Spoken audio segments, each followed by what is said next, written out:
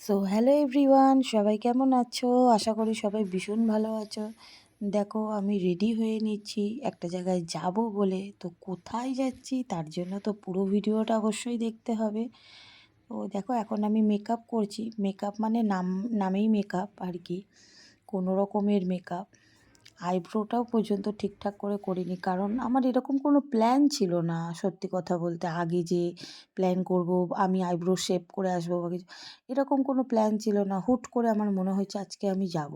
বিগত প্রায় ৬-৭ মাস ধরে ভেবেই যাচ্ছি শুধু যাব যাব করে, যাওয়া আর হচ্ছিল না।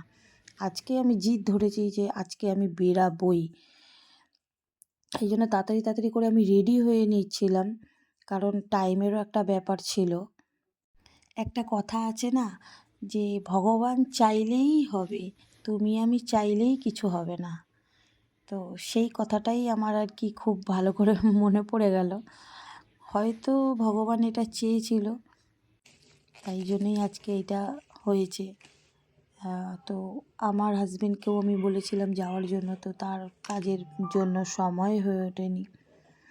সেই কারণে আমি একাই বেরিয়ে পড়েছিলাম, একাই চলে যাচ্ছি আর কি, কাউকে না নিয়ে।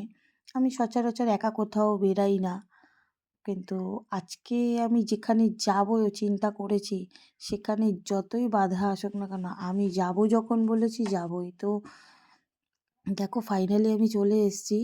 এই রাস্তাটা দেখলে বুঝতেই পারবেন। এই দেখুন আমি ফুলমালা নিয়ে নিয়েছি। আমি আমার মায়ের কাছে যাচ্ছি, মায়ের মন্দিরে। কোন মন্দিরে যাচ্ছি সেটা তো দেখতেই হবে।